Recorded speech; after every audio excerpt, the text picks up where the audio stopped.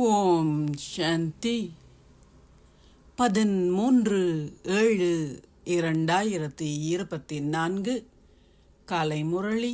ஓம் சாந்தி. Pop தாதா, மதுவனம். சாராம்சம்: இனிய குழந்தைகளே, சங்கம யுகத்தில் ஆரம்பமாகும் ரக்ஷாபந்தன் விழாவானது ஒரு சத்தியத்தை செய்யும் ஒரு விழாவாகும். இப்பொழுது நீங்கள் தூய்மையாக்குவதற்கும் மற்றவர்களை தூய்மையாக்குவதற்குமான சத்தியத்தை செய்கின்றீர்கள். கேள்வி: எதன் அடிப்படையில் உங்கள் பணிகள் யாவும் வெற்றிகரமானதாக இருக்க முடியும்? உங்களுடைய பெயர் எவ்வாறு புகழப்படும்? பதில்: ஞான சக்தியுடன் நீங்கள் யோக சக்தியையும் கொண்டிருக்க வேண்டும். அப்பொழுது அனைவரும் அனைத்து பணிகளை செய்வதற்கும் தாமாகவே தயாராக இருப்பார்கள். யோகம் மிகவும் மறைமுகமானது. இதன் மூலம் நீங்கள் உலக அதிபதிகள் ஆகுகின்றீர்கள். யோகத்தில் இருந்தவாறு நீங்கள் விளங்கப்படுத்தும் போது பத்திரிகையாளர்கள் தாமாகவே உங்கள் செய்தியை அச்சிடுவார்கள். பத்திரிகைகள் மூலமாகவே உங்கள் பெயர் புகழப்படும்.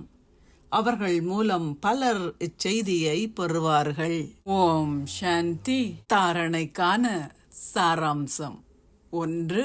திறமை சித்தி எய்துவதற்கு தந்தையை போன்று ஞான கடல் ஆகுங்கள். உங்களுக்குள் ஏதாவது குறைபாட்டை நீங்கள் கொண்டிருக்கின்றீர்களா என்று உங்களையே பரிசோதித்து அவற்றை அகற்றுங்கள். எவருடைய சரீரத்தையும் பார்க்கின்ற வேளையிலும் அதனை பார்க்காதீர்கள். நீங்கள் ஒருவரோடு ஒருவர் உரையாடுகின்ற வேளையில் நீங்கள் ஆத்மாக்கள் என்ற நம்பிக்கையை கொண்டிருங்கள். 2. உங்களுடைய பணிகள் அனைத்தையும் இலகுவாக செய்யக்கூடிய வகையில் அதிகளவு யோக சக்தியை சேகரியுங்கள். பத்திரிகைகள் மூலம் தூய்மையாக்குவதற்கான செய்தியை அனைவருக்கும் கொடுங்கள்.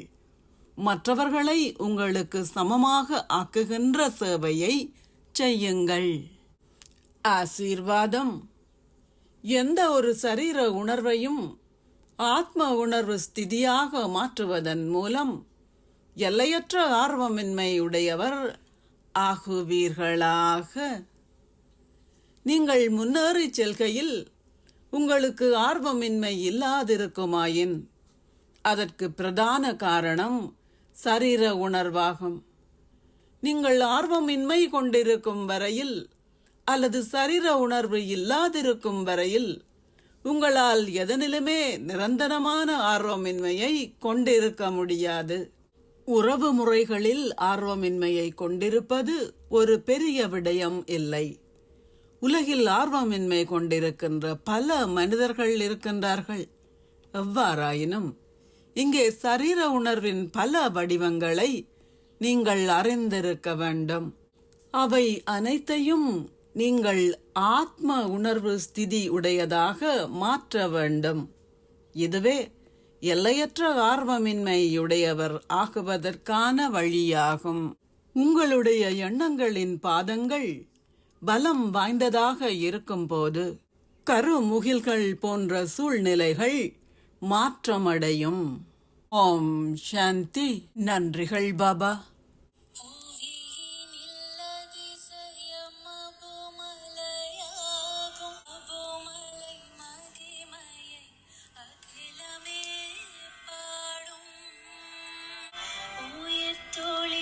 போலொரு அதிசயம்